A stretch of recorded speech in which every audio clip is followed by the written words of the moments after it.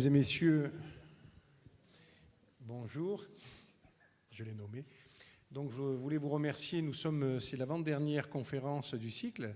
Je le dis avec un petit peu de regret parce que ça va s'arrêter, mais ça recommencera l'année prochaine. Hein. On est en train de vous préparer, je vous rappelle le cycle que nous avons prévu l'année prochaine, les naturalistes sur le littoral azuréen, où on va inclure dans le cycle le centre scientifique de Monaco et toute la recherche sur Monaco, bien évidemment le laboratoire océanographique de Villefranche, l'Institut de la mer de Villefranche, hein, ce sont deux instituts qui sont sur Monaco, notre université de Nice, aujourd'hui qui est vraiment représentée par un éminent enseignant émérite, pour moi il est toujours, qui a beaucoup de mérite d'ailleurs, et émérite aussi. Et on rajoutera, honoraire, hein, oui. Et on rajoutera aussi la Villa Thurey. Et puis bon, je dis, puisque nous avons une des collaboratrices de la direction, on est en train de préparer un partenariat, aussi une convention avec le Parc national du Mercantour, parce que bien, on a quand même la chance d'avoir dans notre département un parc national avec des instituts de recherche, une université. Et tous ces gens vont travailler ensemble pour transmettre et valoriser ce patrimoine de biodiversité incroyable. Voilà, donc on est très fiers, la ville de Nice, de travailler avec des partenaires de la sorte. Donc l'année prochaine, les naturalistes sur le littoral azuréen, et en 2025, puisque vous savez que Nice va recevoir le congrès mondial de l'ONU sur les océans, tout simplement, ça sera les naturalistes et la mer. Vous voyez, on fait simple, mais enfin, là aussi, il y a beaucoup à dire. Donc voilà les thématiques des prochains cycles de conférences. Deuxièmement, je voudrais remercier la directrice et tout le personnel de l'artistique qui nous reçoit dans ce lieu magique, dans lequel nous avions, dès 2008, fait des cycles de conférences. Et donc, je tenais à reprendre ce lieu qui est un lieu chargé d'histoire. Et puis, dire le plaisir que j'ai de retrouver Jean-Michel Lemaire quand il était... Alors moi, je l'ai propulsé vice-président de l'université en charge du conseil scientifique, mais il s'occupait du conseil scientifique. À l'époque, on n'avait pas encore de vice-président. Donc c'est une vraie fierté. Puis avec Frédéric Billy, tous les deux, aujourd'hui, ils vont nous faire cette belle conférence sur les entomologistes et cette histoire pas très connue finalement, mais réelle, et qui est une partie importante des richesses de notre muséum.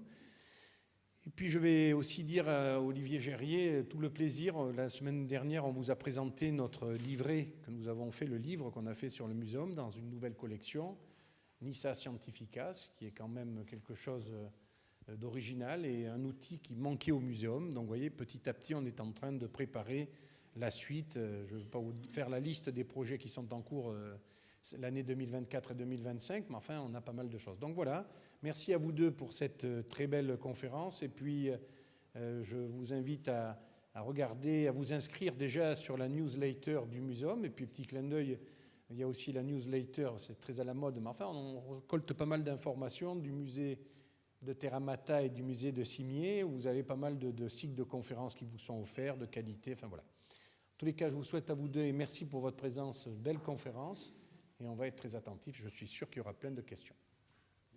Donc, en fait, aujourd'hui, je ne vais pas vous parler beaucoup d'insectes et de coléoptères, mais je ne vais pas tellement vous parler du muséum pour la raison suivante, c'est que, en fait, déjà, pourquoi les coléoptères ?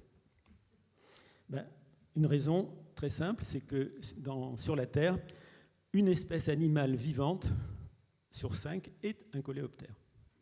C'est énorme. Si vous prenez simplement la France, donc j'ai mis la France européenne, parce que je n'aime pas la France métropolitaine, donc la partie de la France qui est en Europe, sachant qu'il y a aussi des parties très intéressantes du point de vue biologique, qui sont ultramarines. Donc, si vous regardez l'inventaire national du patrimoine naturel, qui est géré par le Muséum de Paris, Muséum national, eh bien, en France, on compte très exactement 50 179 espèces animales. Beaucoup, hein ? Sur ces 50 000, il y a 10 708 coléoptères. Donc, vous voyez, 1/5, la proportion de 1/5 est respectée. Si vous comparez, ensuite viennent les mouches, les moustiques. Il y en a quand même 9 419 espèces, hein, y compris bien sûr notre célèbre moustique tigre qui nous ennuie pas mal en ce moment. Enfin, pas, en ce moment ça va parce qu'il fait froid, mais bon. Ensuite viennent les hyménoptères, donc les guêpes, les abeilles et aussi toutes sortes de petites bêtes qu'on connaît moins, et notamment des petites bêtes qui parasitent les pucerons, etc. Donc il y en a quand même 9172. Les papillons, mon ami l'exposé suivant, c'est pas terrible, hein, c'est 5528. Vous voyez, c'est quand même la moitié des coléoptères. Alors je vous montre le plus gros coléoptère, enfin un des plus gros, mais sans doute le plus gros quand même, de notre région. Alors c'est le longicorne du chêne, hein, Cérambix cerdo, qui a été décrit par Linné en 1758. C'est une grosse bête, hein, 6 cm. Et je vais vous montrer le plus petit que j'ai eu la chance de découvrir à Monaco. C'est pour moi qu'il est, enfin, c'est la première fois qu'on a signalé cette espèce dans les Alpes-Maritimes et à Monaco. Ben le voilà, très grossi, vous voyez, qui fait 0,7 mm. Donc là, évidemment, c'est une photo au microscope. Et pour l'identifier, il faut regarder un organe qu'on peut voir par transparence. Vous voyez, c'est ce truc-là. Alors en fait, ça s'appelle la spermathèque, parce qu'en fait, cette bête, il n'y a que des femelles qui se reproduisent entre elles, et elles ont quand même une spermathèque pour recueillir du sperme qui n'existe pas. Mais vous voyez que cette spermathèque a une forme assez bizarre, et ces toutes petites bêtes, on arrive à les séparer essentiellement avec cette spermathèque. Voilà. Et cette jolie petite bête s'appelle Tinella mecura, qui a été décrite par un japonais, parce qu'en fait, elle est probablement originaire de l'Extrême-Orient. Mais elle est dans les Alpes-Maritimes, apparemment depuis un certain temps, puisqu'on l'a même trouvée à Monaco. Voilà, donc les coléoptères, vous voyez que c'est important. Et pourtant, avant 1860, les naturalistes niçois, dont on vous a déjà beaucoup parlé ici, ils se sont intéressés, si vous regardez la fiche qui est là, hein, ils se sont intéressés à la faune marine, les poissons et tout ça, comment dirais-je, les calmars et toutes ces bêtes, aux plantes, bien sûr, notamment aux orchidées de Barla, aux champignons de Barla, mais très peu aux arthropodes. Alors, qu'est-ce que c'est les arthropodes? C'est les animaux qui ont des articulations, qui ont un squelette externe articulé, mais pas du tout aux coléoptères. Alors, pourtant, il y a quand même quelques arthropodes. Je vous montre celui-ci. Qui sait ce que c'est, ça? Non? Personne? J'attendais cloporte, mais ce n'est pas un cloporte. C'est en fait un mille-pattes. Ça s'appelle un gloméris. Et la particularité de ce gloméris, c'est qu'il a été décrit par Antoine Risso en 1824. C'est le gloméris gutata. C'est un endémique des Alpes-Maritimes. Pas très rare, mais très mignon. Et en voici un autre, également décrit par Risso. Donc c'est une cochenille du citronnier, donc Risso a appelé Coccus citri, et en 1813, et qui maintenant s'appelle Planococcus citri. Alors petite remarque de terminologie, vous voyez que à gauche le Risso n'est pas entre parenthèses et à droite il y est. Pourquoi? Parce que Risso a décrit le premier comme gloméris, dans le genre gloméris. En revanche, le second a été décrit comme Coccus, un cochenille. Et depuis, c'est devenu un planococcus. Alors, on met Risso entre parenthèses. Alors, donc, il fallait bien que des gens s'en occupent. 1860, le rattachement ou l'annexion, suivant les points de vue. Je ne trancherai pas là-dessus. Et donc, il y a eu des fonctionnaires français qui ont été nommés à Nice.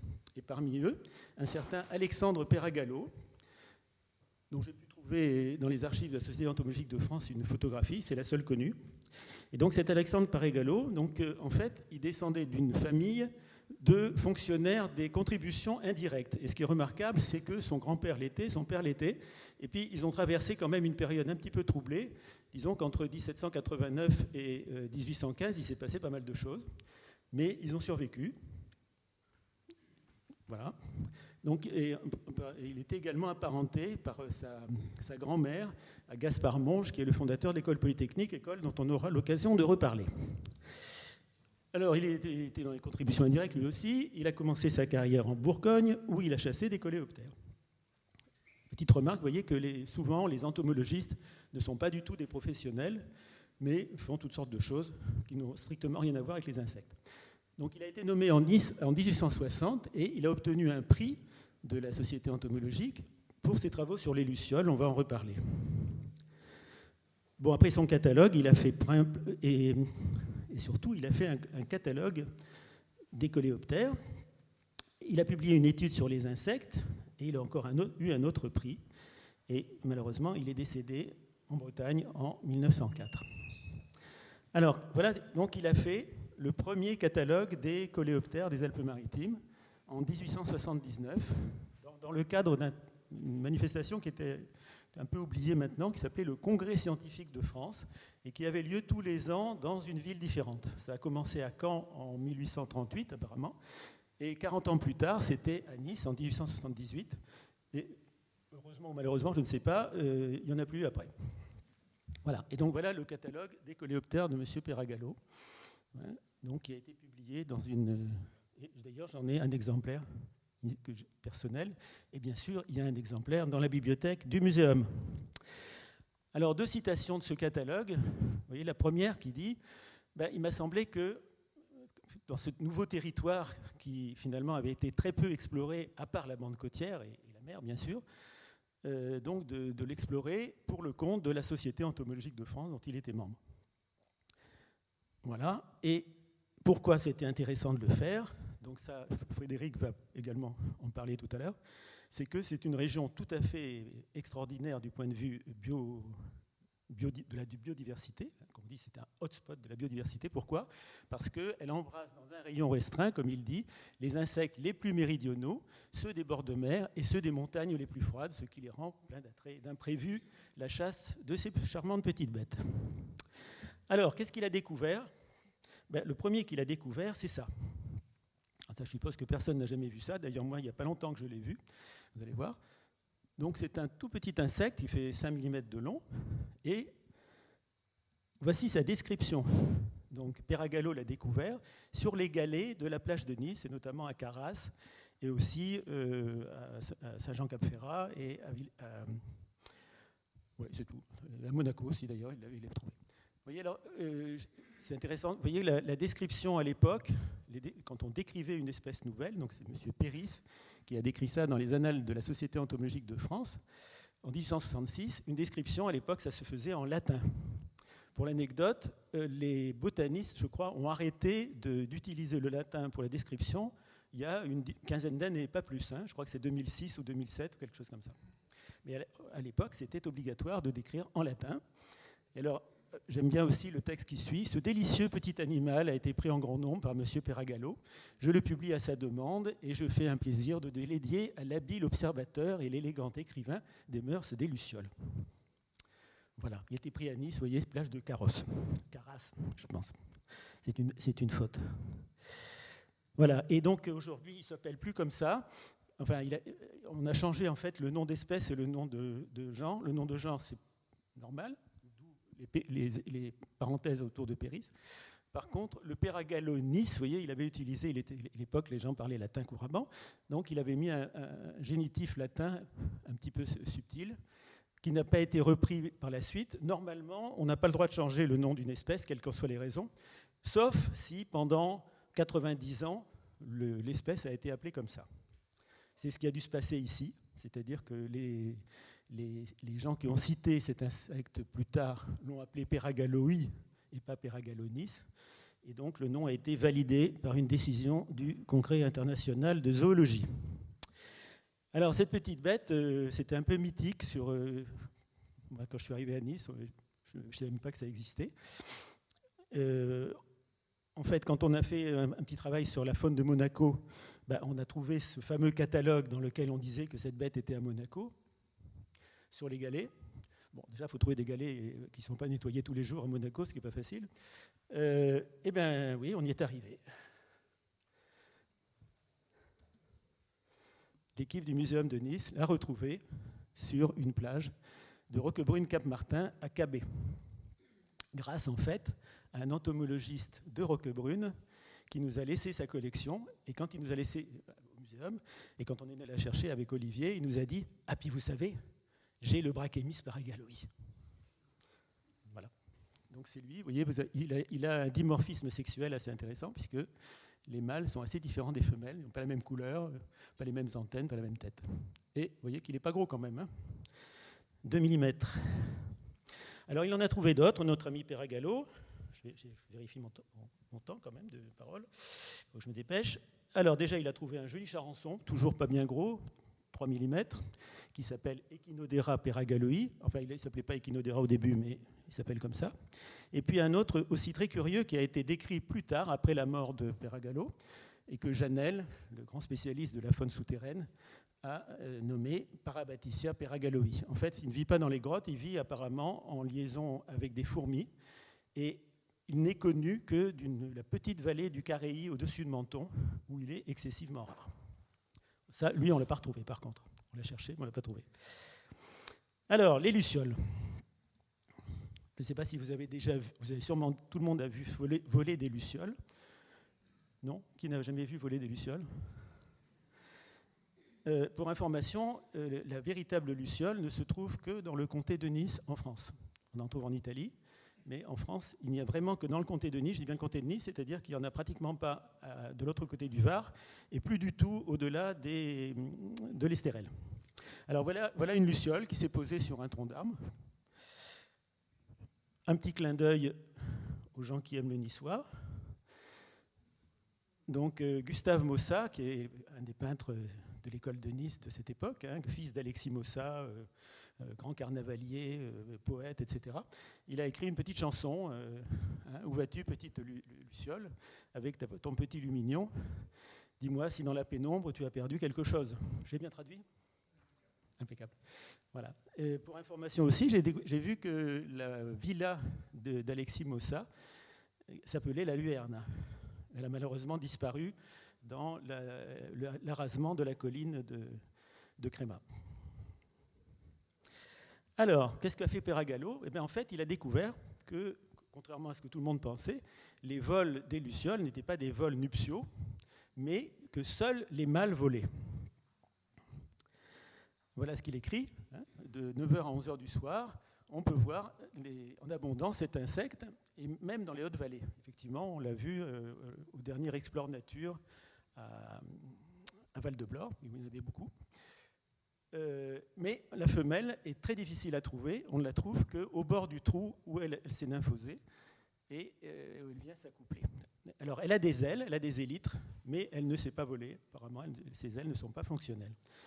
Je vous montre le couple. Alors, j'ai beaucoup de mal à trouver une femelle.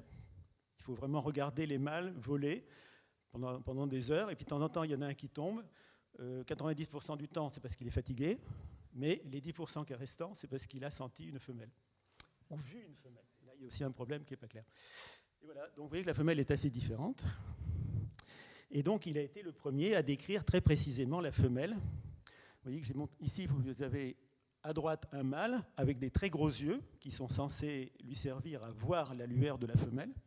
Et à gauche, la femelle, vous voyez que l'organe de lumière est beaucoup plus petit.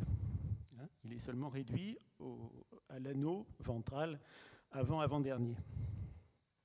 Et donc, vous voyez, la description qu'a faite Peragalo est parfaitement précise. Sa tête plus petite, dépourvue des gros yeux du mâle, et surtout par ce caractère bien évident que la lueur phosphorescente n'occupe chez elle que les parties de droite et de gauche de l'anneau blanc. C'est une description très claire. Alors, une question, bon, on pourrait croire qu'après Peragalo, tout le monde sait ce que c'est, comment vivent les lucioles, mais en fait, ce n'est pas si simple. Qu'est-ce qu'elles mangent ? Alors déjà, à l'état adulte, la réponse est rien du tout. Elles vivent sur leurs réserves. Elles s'accouplent, elles pondent, elles meurent. Par contre, les larves, Peragalo dit il est probable que la larve de la luciole vit aux dépens des hélix. Hélix, c'est peut-être un peu excessif, disons des escargots. En fait, hélix, c'est un peu gros, je pense, pour une luciole. La plupart des escargots à cette époque étaient appelés hélix. Voilà. Et donc, page 126, il écrit ça. Alors, cette affirmation est vraie et assez facile à vérifier. Je l'ai fait personnellement, je vais vous montrer.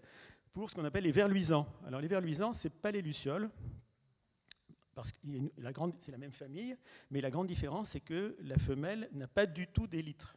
Même pas, évidemment pas d'ailes, mais pas du tout d'élytres. Elle ressemble à la larve. Alors comment on fait ? Il faut chercher une larve. Voilà la larve. Vous voyez, c'est une espèce de bête qui ressemble à un ver, d'où l'expression ver luisant, enfin un ver avec un peu d'imagination. Voilà la larve.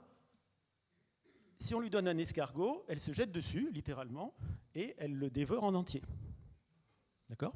Vous voyez que là, elle l'a bien dévoré, parce qu'elle est bien gonflée. Alors en fait, elle a des crochets percés, dans lesquels elle injecte un liquide qui va dissoudre le corps de l'escargot, et ensuite elle va avaler tout ça. Là, elle a fini de l'avaler.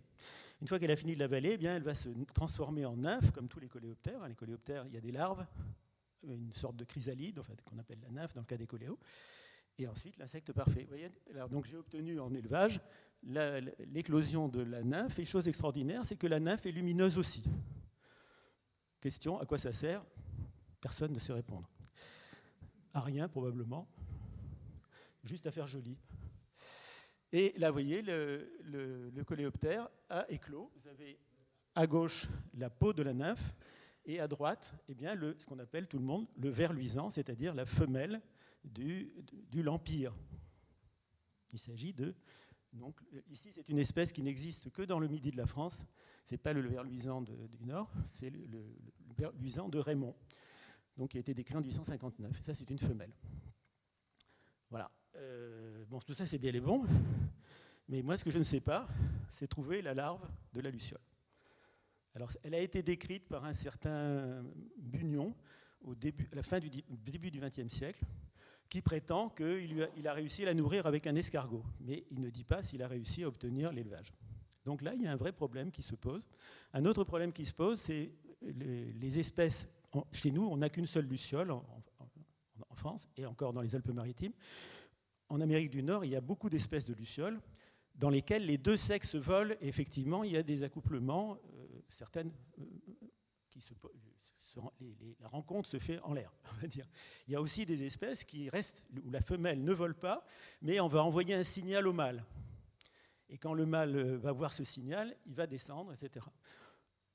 On dit, si vous regardez sur Internet, on va vous dire que c'est comme ça pour la luciole, notre Luciola lusitanica. Moi, j'en sais rien. Voilà. Donc, j'en ai fini avec M. Perragallo, et je vous ai présenté un autre personnage qui s'appelle Jean Sainte-Claire de Ville. Alors lui, qu'est-ce qu'il a fait ? Vous allez voir, il a une carrière assez compliquée, parce que c'était un militaire, fils d'ingénieur, donc son père était directeur de la Société du gaz, il était spécialiste de la chimie des gaz. Il était le petit-fils de Henri Sainte-Claire de Ville qui a inventé le procédé de fabrication de l'aluminium. Okay, c'était une grande famille de polytechniciens. Il était le petit-fils, parce qu'en fait ses parents étaient cousins, d'un géologue membre de l'Académie des sciences. Son oncle a contribué à la fabrication du canon de 75. Voilà. Et donc, en 1889, il a été admis à Polytechnique, mais aussi à la Société entomologique de France. Cela dit, c'était donc un officier qui était en garnison à Nice en 1895-1903, on va en reparler. Mais ça a été aussi, il a fait la Première Guerre mondiale dans l'artillerie et comme un héros, puisqu'il a été blessé, décoré, et il a fini sa carrière comme lieutenant-colonel, officier de la Légion d'honneur.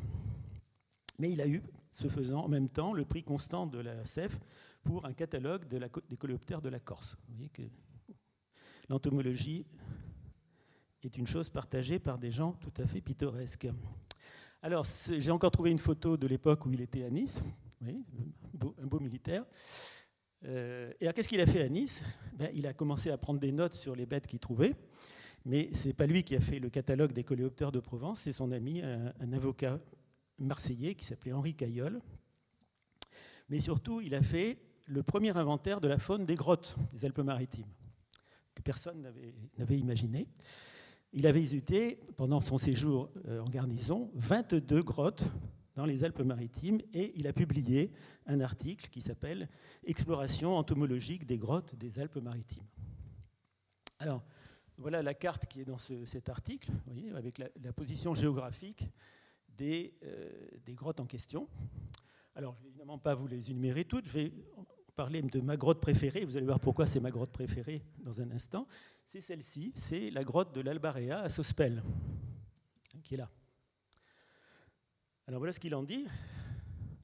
Il explique comment on fait pour aller à cette grotte. Donc il faut prendre le chemin muletier qui va de Sospel à Castellar, dans la forêt dite de l'Albarea. Et en fait, cette grotte avait été fouillée peu de temps auparavant par des préhistoriens qui avaient trouvé toutes sortes d'animaux de la période glaciaire, la dernière glaciation.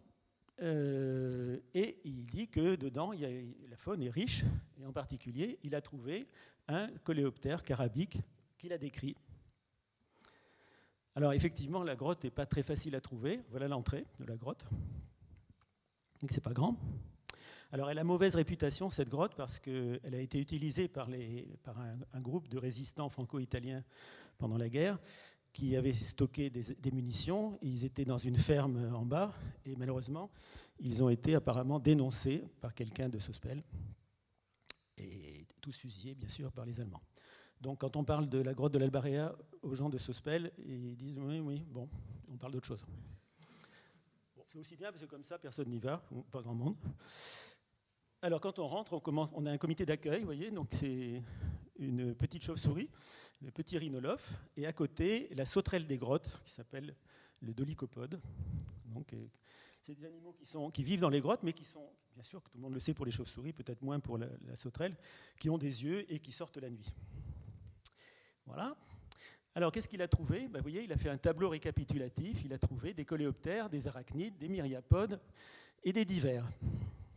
Alors, le plus intéressant, bien sûr, pour les coléoptères, c'est l'Anophthalmus callioli et la Batissia spagnoloi. Alors, je vais vous montrer ce que c'est. Voilà, c'est un joli carabique. Vous voyez. Donc, carabiques, ce sont des coléoptères prédateurs. Hein, donc, ils mangent, en fait, en l'occurrence, des petits insectes comme des colamboles ou des choses comme ça, dans la grotte. Et également la Batissia, alors ça ressemble à celle de Peragallo, c'est pas la même espèce, et ça vit dans la grotte et ça mange essentiellement du mycélium de champignons. Alors, justement, je vous montre un petit peu alors il l'avait appelé Trecus callioli, maintenant il a changé de nom, mais en voici deux photos in vivo, hein, on peut toujours le voir courir dans la grotte. C'est très mignon. Donc maintenant, il a encore changé de nom, vous voyez, il s'appelle Duvalius. Alors le genre Duvalius, c'est un genre important pour les Alpes-Maritimes parce qu'on a à peu près 40 taxons différents de Duvalius dans nos grottes de la région, dont un qu'on a eu la chance de trouver pendant l'INP,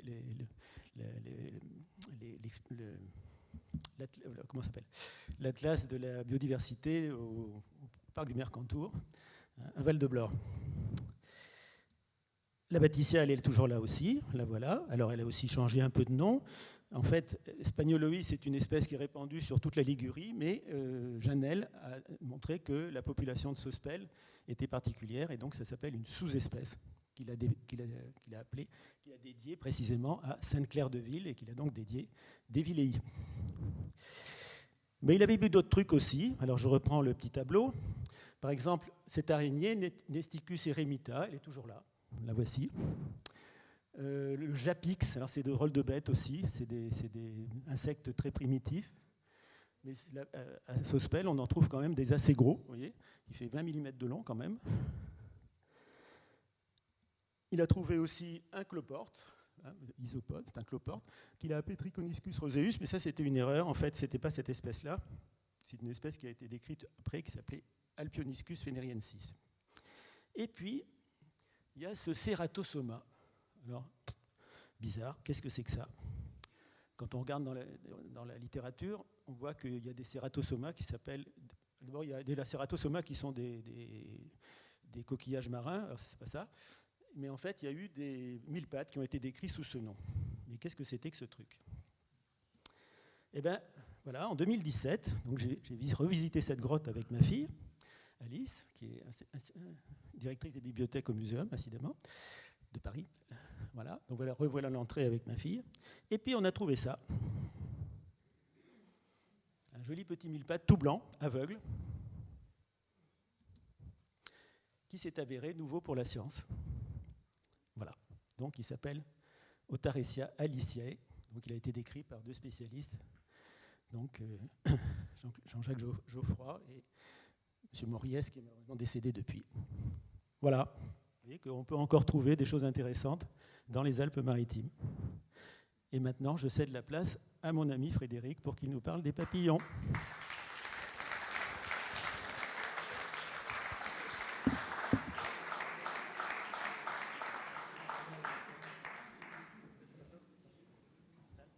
Bonjour à tous. Alors moi, je vais faire comme Jean-Michel, mais en m'intéressant aux papillons et aux lépidoptéristes. Les lépidoptéristes sont ceux qui étudient les papillons en particulier, les papillons appelés autrement lépidoptères. Tout comme pour les coléoptères, avant 1860, on a très peu de données sur les lépidoptères de la région niçoise et des Alpes-Maritimes. Alors ça démarre à ce moment-là, sauf qu'après, ça devient carrément un engouement pour cette région très très riche.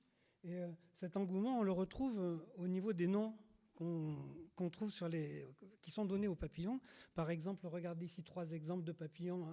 Un papillon de nuit qui s'appelle Nicensis, de Nice. Une zygène, on va en reparler, qui s'appelle Leuzensis, du mont Leuze, sur les collines, sur la corniche, au-dessus de Nice.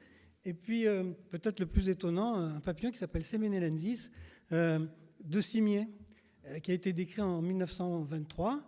Ça veut dire qu'en 1923, on trouvait encore de nouveaux papillons, de nouvelles espèces de papillons à l'intérieur dans la ville de Nice. Alors, pourquoi cette région était tellement fascinante, a tellement fasciné les entomologistes en général, mais aussi les lépidoptéristes? Regardez un petit texte de Millière, dont on va parler juste après, qui nous dit que le département des Alpes-Maritimes est le plus riche de France du point de vue des sciences naturelles, et plus particulièrement en ce qui concerne la botanique et l'entomologie. Ceci tient sans doute aux éléments si divers, si opposés qui constituent le département, le littoral, les petites et moyennes altitudes, les grandes et les très grandes montagnes. En fait, il nous parle tout simplement de l'énorme diversité des biotopes et des milieux qui existent dans cette région, qui explique la biodiversité. Et également, il rajoute, il ne paraîtra pas surprenant qu'on trouve dans cette région des insectes du Midi, du centre et du nord de la France, ainsi que des diverses Alpes suisses et françaises. En fait, on appellerait ça aujourd'hui un carrefour biogéographique, c'est-à-dire un endroit où se concentrent des influences faunistiques particulières. Ici, c'est clair, hein, c'est des influences méditerranéennes, alpines, boréo-alpines même, mais aussi des influences ibériques et asiatiques. Donc un vrai carrefour qui explique la très grande richesse de ce département et de la région niçoise. Mais il n'y a pas que ça. Il y a aussi des particularités qui augmentent encore la biodiversité. Alors toujours sur les zygènes sont ces petits papillons très très jolis et très faciles à voir, souvent rouge et bleu. Ces couleurs d'ailleurs ont une signification, hein, elles annoncent aux prédateurs que ce sont des animaux toxiques, ce sont des animaux à ne pas consommer. Et voilà, vous avez ici 3 espèces de zygènes. Il n'y a que 3 espèces. Il y a 6 papillons, mais il n'y a que 3 espèces. On a en haut la zygène du lotier, au milieu la zygène cendrée, en dessous la zygène de la filipendule. Pourtant, à droite et à gauche, on voit bien que ça ne se ressemble pas. En fait, c'est tout simplement que si on trace une sorte de barrière au niveau du lit du Var, tout ce qui est à l'ouest, c'est ce qui est rouge. Les 3 formes rouges que vous avez à gauche sont les mêmes zygènes que vous avez à droite, sauf que quand on va du côté est, on tombe sur des formes totalement différentes. Quand on ne connaît pas ce groupe, on pourrait bien penser qu'on a affaire à 6 espèces différentes. C'est donc cette complexité qui a stimulé les lépidoptéristes pour comprendre ce qui se passe de particulier dans cette région. Alors le vrai pionnier, qui est aussi en fait le plus important, celui qui a fait le plus gros travail sur les Alpes-Maritimes, c'est Pierre Millière. Pierre Millière qui n'était pas de la région et qui est né en Côte d'Or. En fait, il était pharmacien, mais il n'a pas exercé. Par contre, il s'est lancé dans les affaires, dans la quincaillerie à Lyon. Il a gagné beaucoup d'argent et du coup, il a pu faire sa passion, se consacrer à sa passion, c'est-à-dire les papillons. Il a très vite été quelqu'un de reconnu, qui appartenait à des tas de sociétés scientifiques, la Société Linnéenne de Lyon, puis la Société entomologique de France. Et comme il était très connu, il a été invité par d'autres entomologistes à venir dans le Midi. Et pour lui, ça a été une découverte, d'abord hier, et puis surtout la ville de Cannes. La région de Cannes est tombé carrément amoureux de cette région. Il n'a cessé d'y revenir, et puis finalement, il s'est installé. Et de cette base cannoise, il a fait un inventaire de tout ce qu'il trouvait dans les Alpes-Maritimes. Voilà, et il avait donc énormément de correspondants, les plus célèbres entomologiques de l'époque. Et bien sûr, comme tous ces gens qui étaient réputés, il a été honoré, on lui a dédié des insectes, comme ce papillon de nuit qui s'appelle Lophoterges millierei, en l'honneur de Millière. Alors, l'œuvre de Pierre Millière, c'est avant tout, ça ressemble tout à fait à ce que nous a décrit Jean-Michel précédemment, c'est d'abord un catalogue, le premier et le seul catalogue des lépidoptères des Alpes-Maritimes, qui est, vous voyez ici, ça date de 1873, c'est le deuxième tome, et c'est un catalogue, il dit catalogue raisonné des lépidoptères des Alpes-Maritimes. En fait, ce n'est pas simplement une liste d'espèces qui existent dans les Alpes-Maritimes, c'est une liste commentée avec énormément d'informations, avec des découvertes, avec des informations sur la biologie des papillons. C'est un ouvrage extrêmement riche. Et puis par ailleurs, puisque Millière publiait énormément de descriptions, notamment dans une revue publiée à Lyon, c'était sa ville, la ville où il vivait avant, la Société linéenne de Lyon, il a publié énormément de descriptions de nouvelles espèces et puis il a eu la bonne idée de les réunir en 2 volumes, une fois qu'il en avait suffisamment. Et alors c'est extrêmement précieux puisque presque tout ce qui est dans ce recueil, ce sont des nouveautés. Des nouveautés soit du point de vue de nouvelles espèces, soit du point de vue de le mode de vie, la biologie de ces espèces. Et puis il y a un autre intérêt fondamental à ce livre, c'est l'iconographie, parce qu'il y a de magnifiques planches, vraiment de superbes planches, c'est presque aussi important sur le plan esthétique que scientifique. Et puis vous voyez, c'est des planches à l'ancienne, les espèces sont un peu mises en scène, sont représentées, positionnées de manière originale sur le dessin. Alors chaque fois, il prend une plante, ici par exemple l'anémone, et il décrit plusieurs espèces dont la chenille se nourrit de l'anémone.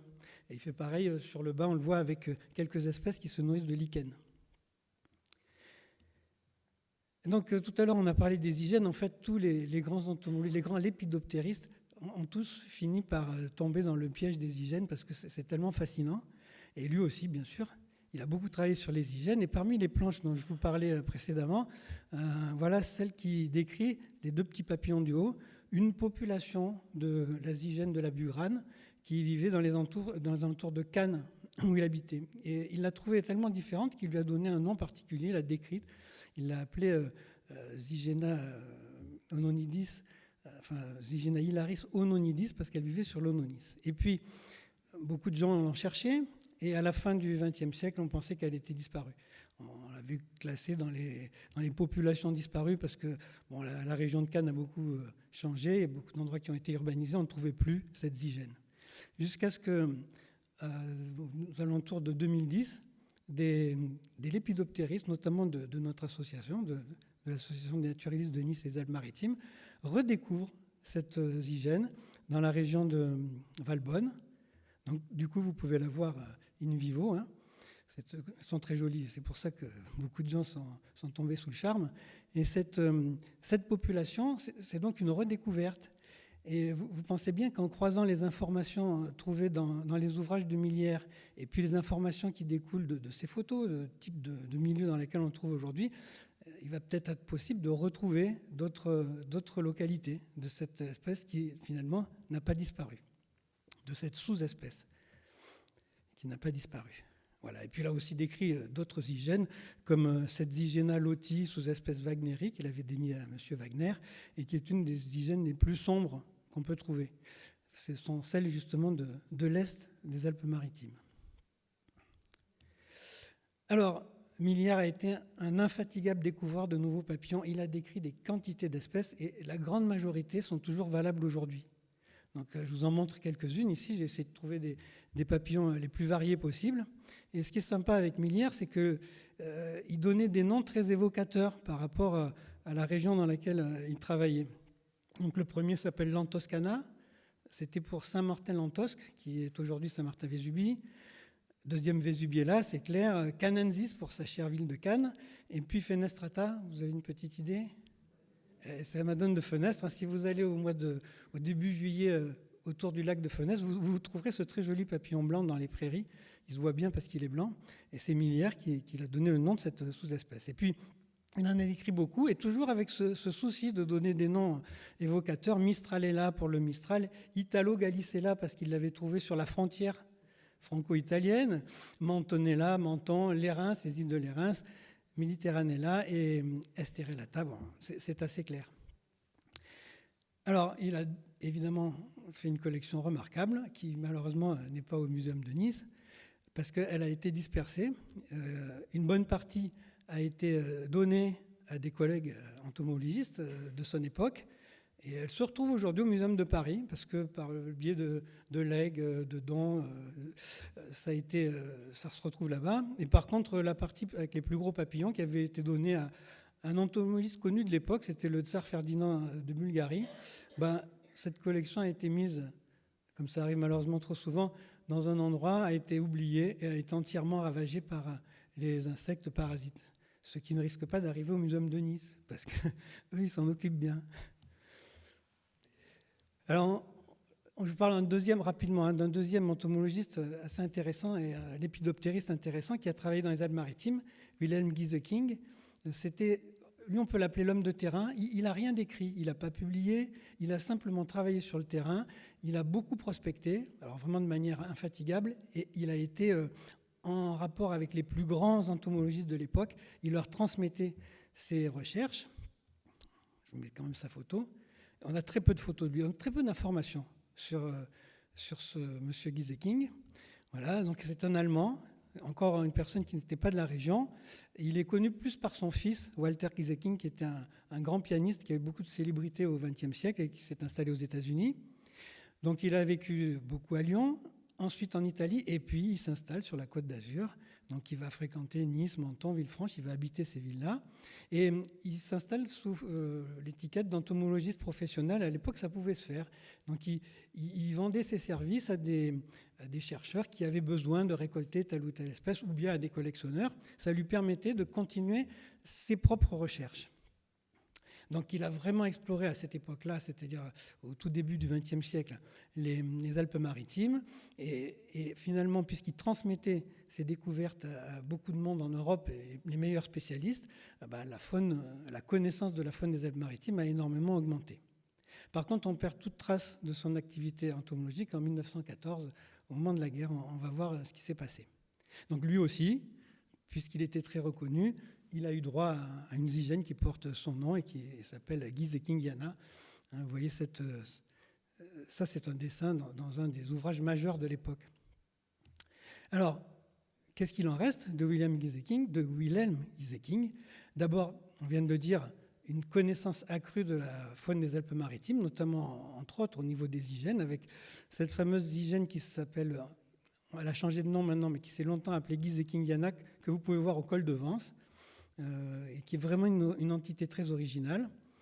Et puis il a fait aussi, c'est un peu étonnant pour l'époque, il s'est lancé dans des expériences de génétique, des croisements entre espèces de sphinx, dont voici une des espèces, ça c'est le sphinx de Leforbe, mais il a fait ça de manière très prolongée, c'est-à-dire qu'il a commencé par croiser deux espèces, en changeant les genres, puis les sexes, puis ensuite il a croisé les descendants entre eux, puis avec les espèces parentes. Et il a fait ça sur plusieurs générations en explorant toutes les possibilités. C'est un travail extrêmement minutieux, extrêmement fouillé. Il a fait ça avec son fils avant que celui-ci devienne un pianiste de renom.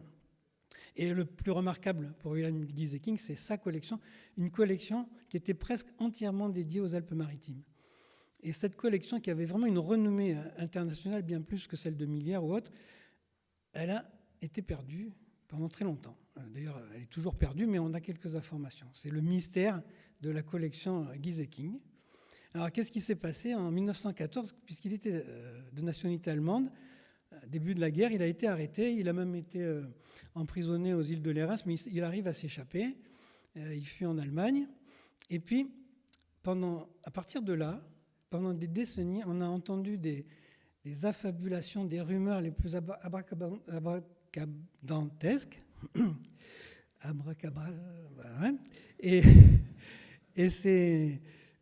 Et en fait, c'est même excessif. On se demande comment les gens ont pu y croire. Le problème, c'est que ces rumeurs ont été relayées par des gens très haut placés, notamment au Muséum d'histoire naturelle de Paris.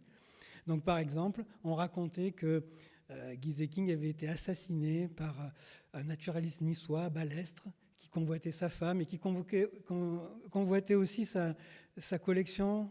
Alors c'est un véritable monstre parce qu'il aurait aussi tué sa propre femme et enfin des choses vraiment incroyables. Mais par contre, ça a été relayé. Et c'est ce que pendant un certain temps, on a cru que sa collection avait disparu à cause de ces affaires louches. Voilà.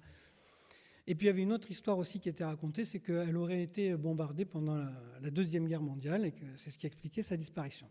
En fait, il y a un chercheur du Muséum de Paris qui, en 2014, c'est-à-dire 100 ans après la disparition de cette collection, est tombé sur des écrits, c'était des ébauches d'un article, et qui a pu un petit peu recomposer la succession des événements. Donc, quand il a été arrêté, quand ses biens ont été confisqués, très probablement sa collection a été vendue, mais de manière illégale, en sous-main. On ne sait pas par qui, on ne sait pas à qui, probablement un des grands marchands d'insectes qui était présent à l'époque, à Paris notamment. Et puis ce même marchand l'a revendu en la dispersant à plusieurs collectionneurs. Et sans doute que certains de ces collectionneurs ne voulaient pas trop qu'on sache d'où venaient ces collections et qui ont été bien contents qu'il y ait des rumeurs qui se propagent pour noyer le poisson. Voilà, ça c'est une des choses qui semble avérée, notamment par le fait que dans les collections actuelles du Muséum d'histoire naturelle de Paris, on retrouve des fragments de la collection Gieseking. Alors sur les étiquettes, on peut voir ex-collection Gieseking, Alpes-Maritimes. Mais par contre, sur certaines étiquettes, en haut à gauche, on voit Alpes-Maritimes, on ne voit plus le nom de Gieseking, et parfois on voit en dessous juste 2 lettres, CG, comme si on avait un petit peu voulu effacer collection Gieseking, juste avoir une traçabilité, mais sans que ça soit trop évident. Enfin bref, ce n'est pas une histoire très glorieuse. Ceci dit, la fin est pas mal, puisque finalement une bonne partie de cette collection se retrouve maintenant de manière dispersée au Musée d'histoire naturelle de Paris. Alors, le dernier dont je vais parler est beaucoup plus récent, Francis Dujardin. Voilà une photo de Francis Dujardin 1 an avant sa mort, en 83. Un petit clin d'œil, le filet qu'il tient dans sa main, c'est un filet inventé par un naturaliste niçois qui s'appelait Hunt, et qui a eu beaucoup de succès en France. À l'époque, il était très vendu, il était léger, il était moderne. Il était un peu encombrant, mais il était très efficace. Et il était canadien à l'origine, il est né au Canada, mais très très vite, à 10 ans, il arrive dans les Alpes-Maritimes, un tout petit peu à Grasse, puis sa famille s'installe à Nice, et il ne l'a plus quitté. Donc c'est presque un Niçois, lui. Et c'est le seul des 3 dont on a parlé qui est en relation avec le Muséum d'histoire naturelle de Nice, puisqu'il était très actif dans notre association, l'ANAM, et que le siège social de l'ANAM est au Muséum d'histoire naturelle. Donc, vous voyez, j'ai mis en titre « Lépidoptériste et artiste ». Il y a un livre qui est paru, un très joli livre qui est paru il y a 3 ans, écrit par Jean-Michel Strobino, qui a été directeur du patrimoine à la ville de Nice, et qui est aussi le fils d'un ami proche de Francis Dujardin, le docteur Richard Strobino. Ils travaillaient beaucoup ensemble. Et dans ce livre, Jean-Michel Strobino explique qu'il y avait 2 Francis Dujardin. Il y avait le Francis Dujardin scientifique, entomologiste, très connu, très célèbre. Et puis il y avait un autre qui était affichiste, on dirait aujourd'hui, qui travaillait dans la publicité, dessinateur, et qui avait du succès. Et par exemple, quand on feuillette ce livre, on tombe sur des affiches. On se dit que, mais bien sûr, on les a vues, ces affiches, notamment des affiches comme celle-ci sur la ligne Paris-Lyon-Méditerranée. Et en fait, c'est lui qui les avait écrits, qui les avait dessinées, qui les avait produites. Et en fait, il séparait complètement ces 2 vies. Il avait un nom d'artiste qui était construit à partir de ses initiales, FD. C'est le titre de ce livre. Donc c'est du point de vue lépidoptériste, c'était vraiment un grand monsieur parce qu'il était connu mondialement. C'est le spécialiste mondial des hygiènes de son époque. Et c'était aussi un ardent défenseur de la cause de la nature, et qui participait beaucoup à la défense des milieux naturels et qui a aussi participé d'une certaine manière à la création du parc du Mercantour. Et bien sûr, lui aussi, il a eu droit à ses papillons dédiés. Alors là, je vous mets celui-ci, il y en a plusieurs qui s'appellent du Jardini. Mais ça me permet de vous montrer une autre catégorie d'hygiène, c'est des hygiènes vertes. C'est encore plus compliqué que les autres. Et donc c'est bien que Deshygiène porte le nom de Dujardin, c'était le grand spécialiste de ce groupe.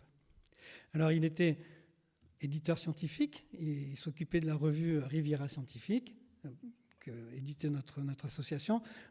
J'ai mis cet exemplaire-là parce que vous avez une photo avec un petit texte qui va avec, c'est une découverte. Francis Dujardin venait de découvrir la chenille d'un papillon qui s'appelait Zygena vesubiana. On appelle aujourd'hui Zygena brisée vesubiana, la zygène de la Vésubie, qui est une espèce protégée, qu'on peut encore voir dans le Mercantour à plusieurs endroits. La voilà telle qu'elle est dans in vivo. Hein. Celle-là a été photographiée à Lotion. Et puis, il a aussi créé, avec Richard Strobino, ils ont créé une revue qui s'appelle Entomops, purement dédiée aux insectes, celle-ci. Vous voyez le graphisme en présentation, c'est Francis Dujardin, bien sûr.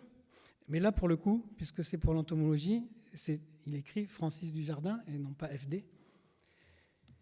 Et bien sûr qu'il a publié énormément de choses dans cette revue, et notamment le bilan d'exploration dans le Mercantour assez innovante. Enfin, vous avez une photo du plateau d'Estaing au mois de mai, il y a encore un petit peu de neige.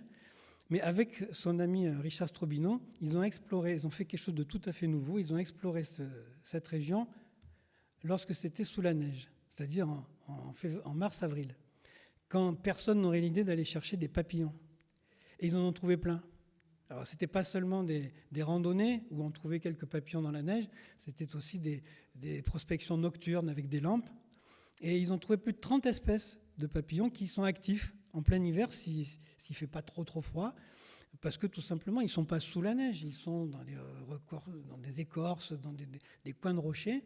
Et si les conditions sont correctes, ils sortent, ils se promènent, ils se baladent, ils volent. Voilà un qui est très fréquemment trouvé sur la neige, parce qu'évidemment, s'ils se posent sur la neige, ils finissent par être engourdis, ils sont piégés, et en fait, ils sont souvent mangés par les oiseaux à ce moment-là. Donc, toutes ces explorations au niveau de la haute vallée du Var sous la neige, c'était très innovant pour l'époque. Maintenant, on le fait un peu plus, mais à l'époque, c'était tout à fait nouveau.